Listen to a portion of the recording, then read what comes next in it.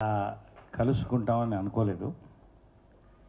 ఒక పండగ వాతావరణం పెద్ద ఎత్తున మెగాస్టార్ చిరంజీవి గారి దగ్గర నుంచి, సూపర్ స్టార్ కృష్ణ గారి దగ్గర నుంచి, మెగాస్టార్ చిరంజీవి గారి దగ్గర నుంచి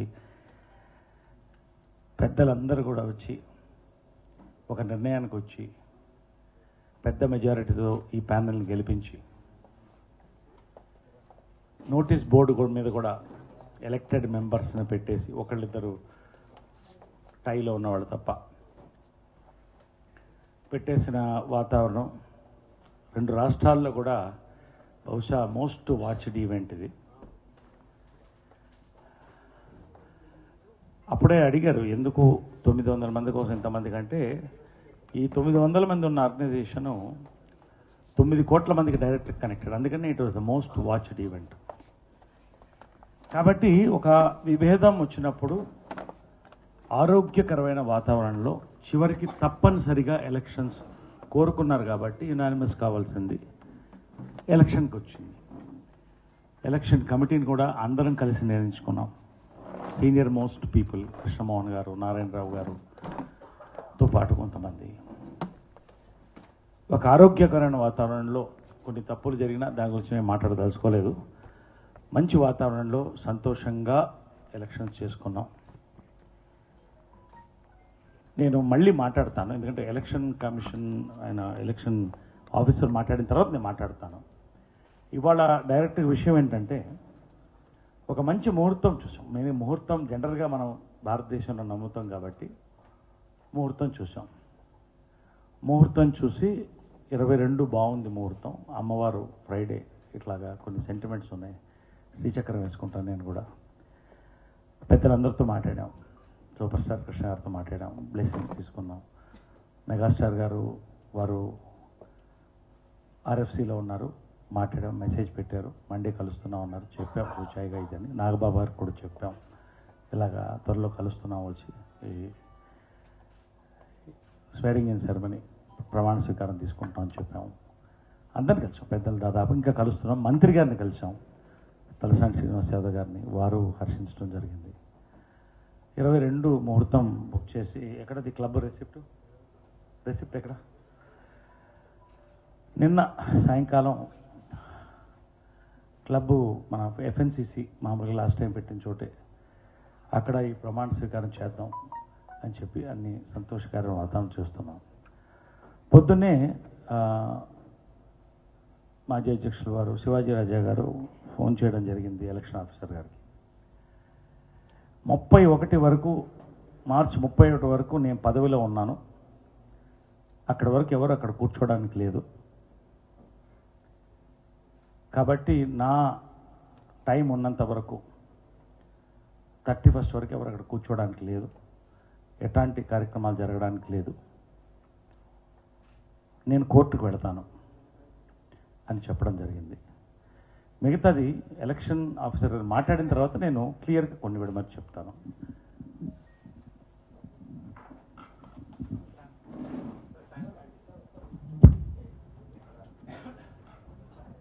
అందరికీ నమస్కారం. నాకు 2 రోజుల క్రితం న్యూలీ ఎలక్టెడ్ ప్రెసిడెంట్ నరేష్ గారు ఫోన్ చేసి, మేము 22 మార్చ్ ఛార్జ్ తీసుకోవాలనుకుంటున్నాం ముహూర్తం ప్రకారం, మీకు ఏమైనా అబ్జెక్షన్ ఉందా, ఏమైనా చేయవచ్చా అని అడిగారు. లీగల్గా చేయవచ్చండి. ఎనీ టైం ఎలక్ట్ అయిన తర్వాత president of India, prime minister దగ్గర నుంచి చిన్న పంచాయత్ ప్రెసిడెంట్ వరకు కూడా ఎలక్షన్ జరిగిన వెంటనే వాళ్ళకి రైట్ వచ్చేసేస్తుంది. ఆల్రెడీ ఓల్డ్ బాడీ వెనక్కి వెళ్ళిపోతుంది, new body will take over, and legally speaking you have every right to take over. We go ahead 22 March అని చెప్పాను. అలాగే అరేంజ్మెంట్స్ చేసుకున్నారు. ఈరోజు ఏదో మాకు యూజువల్ అడ్మినిస్ట్రేటివ్ వర్క్ ఉంటే ఆఫీస్కి వచ్చాను. తర్వాత ఆఫీస్ స్టాఫ్ ఎవరు ఫోన్ చేశారు, మన శివాజీ గారు ఫోన్ చేశారని చెప్పారు. సార్ నేను మాట్లాడిన తర్వాత మళ్ళీ ఫోన్ ఇవ్వమని ఇచ్చారు. ఇచ్చిన తర్వాత, సార్ మీరు బైలాస్ చూసారా, మీరు చూడలేదు, ఒకసారి చూడండి. 31 మార్చ్ వరకు ఇప్పుడున్న ప్రెసిడెంట్కి టర్మ్ ఉంది. ఛార్జ్ కూడా ఇప్పుడు 1 ఏప్రిల్ తర్వాత తీసుకోవాలి, అప్పటి వరకు తీసుకోవడానికి లేదు. మళ్ళీ ఎవరైనా కోర్టుకి వెళ్ళవచ్చు, మీరు ఒకసారి చూడండి అన్నారు. తర్వాత నేను బైలాస్, తర్వాత ఎలక్షన్ నోటిఫికేషన్, ఎలక్షన్ షెడ్యూల్ అంతా ఎగ్జామిన్ చేశాను. ఎగ్జామిన్ చేసిన తర్వాత వాళ్ళు రేజ్ చేసిన టెక్నికల్ అబ్జెక్షన్ మాత్రం కరెక్ట్ అనిపించింది, technically speaking. And therefore, accordingly, I advised Dr. Naresh and his team, this is the technical objection. Though you have moral right to take over, legal right to take over immediately after getting elected, like President of India, Chief Minister, Prime Minister, the Panchayat President also takes over. Maximum 1-2 weeks time within the getting elected, people get sworn in, and they hold their first cabinet meeting also. Similarly, first EC meeting also can be held, was my advice to them. But in the wake of this kind of objection now by the outgoing president, I just conveyed to him, this is their objection. So the decision is left to yourself. But legally speaking, you have every right to take over. But since there is an objection, there is a moral, you are morally prevented from, but not legally. అని చెప్పడం జరిగింది. దాని ప్రకారం వాళ్ళు decision తీసుకుంటారు. Thank you.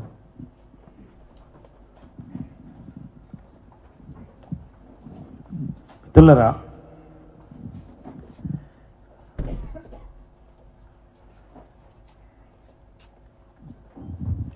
Lok Sabha last time ఏప్రిల్లో జరిగింది, మేలో జరిగింది లాస్ట్ టైం 14, ఇప్పుడు ఏప్రిల్లో జరుగుతుంది. సో లోక్సభ 1 month ముందుకొచ్చి జరుగుతుంది.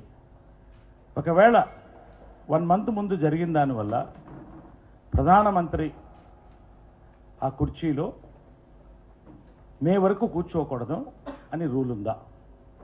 డైరెక్ట్గా అడుగుతున్నా. డైరెక్ట్ అందరూ అడిగేసాను, మీరు అడగండి. చెప్తాను.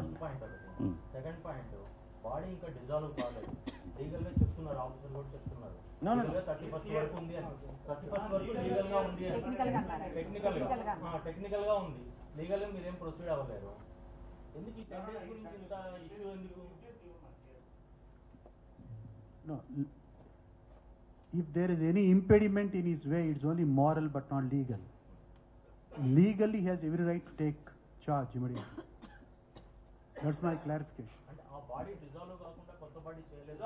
Dissolve automatic. ఎప్పుడైతే ఎలక్షన్ నోటిఫికేషన్ ఇస్తామో, the president becomes a lame duck president. He will not have any powers.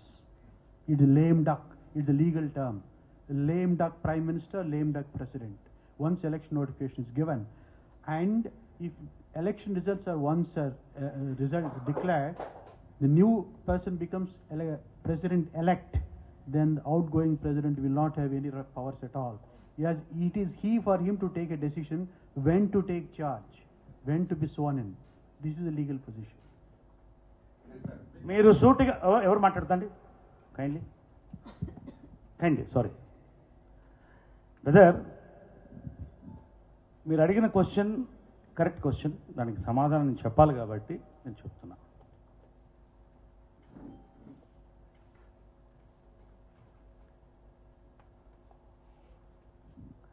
గత టర్మ్లో జనరల్ సెక్రటరీగా నేను పనిచేయలేని లేదు అని చెప్పాను, అవకతవకలు జరిగినాయని చెప్పాను, 2 సంవత్సరాల ఆడియో రికార్డ్ మాయమైపోయింది కొన్ని కారణాల వల్ల చెప్పాను. ఇవన్నీ నేను చెప్పకూడదు అనుకున్నాను, మీరు అడుగుతున్నారు కాబట్టి నేను చెప్పాలి. నాకు అన్ని విషయాలు తెలియవచ్చాయి. ఇలాంటి ఫైల్స్ చాలా ఉన్నాయి. ఇదేంటంటే లైఫ్ ఇన్సూరెన్స్ ఫైల్. మనిషి చనిపోతే మెంబరు వెంటనే మా నుంచి 2 లక్షలు ఇచ్చి అది క్లెయిమ్ చేసుకుంటాం. ఇది ఎక్స్పైర్ అయిపోయింది అప్పుడే. ఇది వాళ్ళ మీద గౌరవంతో, మా మీద గౌరవంతో బయట పెట్టకూడదు అనే ఉద్దేశంతో పిలిపించి అడిగితే ఎప్పుడు ఎక్స్పైర్ అయిపోయింది. ఇది గనక ఒక వ్యక్తి దురదృష్టవశాత్తు చనిపోతే 2 lakh rupees మా ఇవ్వడానికి ఉండదు.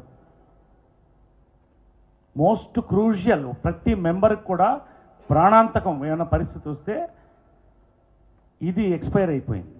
నేను ఆఫీస్లో సురేష్ని అడిగితే అందరి ముందు చెప్పాడు, 2 లక్షలది 3 లక్షలు చేయబోతున్నాం కాబట్టి నేను వచ్చిన తర్వాత చేద్దామన్నారు. ఇది కరెక్టా? మనుషుల ప్రాణాలతో ఆడడం కరెక్టా? డైరెక్ట్గా ఫైల్ పెట్టి చూసుకోండి, ఫైల్ చూసుకోండి. ఇలాంటివి చాలా ఉన్నాయి. కుర్చీ పిచ్చి మాకు లేదు. 10 రోజులు కాదు 20 రోజుల తర్వాత చేసుకోవచ్చు. లీగల్గా మాకు కెపాసిటీ ఉంది. We can do it. రెండోది ఒక శుభకార్యం. సాధారణంగా ఒక ప్రెసిడెంట్ ఓడిపోయినప్పుడు మురళీమోహన్ గారు ఇంతకుముందు ఓడిపోయారు, గౌరవంగా వచ్చి షేక్ హ్యాండ్ ఇచ్చి విష్ చేసి మేము మీతో ఉంటాం అని చెప్పి చార్జ్ నెక్స్ట్ కమిటీ నిర్ణయించిన రోజున, ఇంతకుముందు కూడా అలాగే జరిగింది, చార్జ్ ఇచ్చేసి వెళ్ళిపోతాం. ఇది గౌరవం. నిన్న నేను పేర్లు చెప్పను కానీ చెక్కులు సైన్ చేయాలి పెండింగ్ ఉన్నాయంటే మేము పెట్టమని కూడా చెప్పారు. ఇవన్నీ మేము మాట్లాడాల్సి వస్తూ ఉంది. మేము మాట్లాడకూడదు అనుకున్నాం. ఈ ఫైల్ విషయం బయట పెట్టకూడదు అనుకున్నాం. ఇంటి గుట్టు కోసం మేము రిస్క్ చేసి ఇలాంటివి చాలా ఉన్నాయి. నేను చెప్పలేను, చెప్పకూడదు. కానీ ఒక శుభకార్యం జరుగుతున్నప్పుడు మాకు ఆ రైట్ ఉన్నప్పుడు ఎందుకు ఆపడానికి ప్రయత్నిస్తున్నారు? ఒక మంచి ముహూర్తం చూసాం. పోనీ ఒక 2-3 డేస్ బ్యాక్ చెప్పండి, లేదా ముందే చెప్పండి 31st వరకు నేను కూర్చోవాలి ఆ కుర్చీలో అని. కూర్చోండి సంతోషంగా. మేము రాము, 1వ తారీఖే వస్తాం.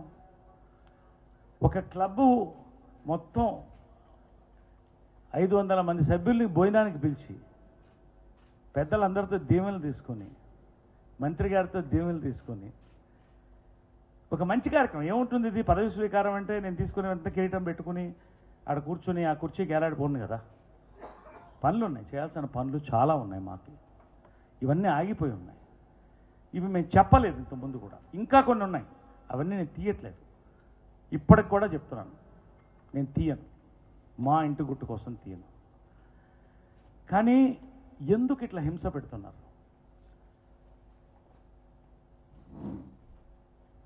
మేమేం పాపం చేశాం? ఒక మార్పు కావాలని అడిగాం, దాని మార్పు సమాధానం చెప్పారు. మీడియా వారు ఉన్నారు. 2 రాష్ట్రాలు హర్షించింది. ఇవాళ ఒక కార్యక్రమం జరగడానికి ఇటువంటి ఫైల్స్ మేము సంతకం పెట్టాలి. పనులు ఉన్నాయి చాలా.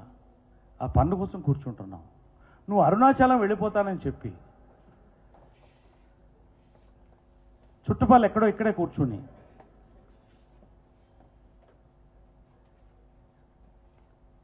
దీన్ని ఎట్టి పరిస్థితుల్లోనూ డిస్క్వాలిఫై చేయాలి 10 రోజుల్లో అనే ఒక ప్రయత్నం జరుగుతుంది. కొంతమంది మెంబర్స్ని ఇంతకుముందే మా దగ్గర ఎత్తుకెళ్ళిపోవడం జరిగింది ఎలక్షన్ ముందు. అవన్నీ మేము మాట్లాడదలుచుకోలేదు. ఇప్పుడు కూడా నువ్వు ఎందుకు ఎలక్ట్ కాలేదు, నీకు ఎక్కువ ఓట్లు వచ్చినాయి, రీకౌంటింగ్ పెట్టించు అని రీకౌంటింగ్ పెట్టించి ఆపాలని ఒక ప్రయత్నం జరుగుతుంది. మాట్లాడించమంటే మాట్లాడిస్తా. తప్పండి. మా ఒక స్వచ్ఛంద సేవా సంస్థ, పొలిటికల్ పార్టీ కాకూడదు, మాఫియా అసలే కాకూడదనే ఈ ఎలక్షన్ మేము పెట్టాం.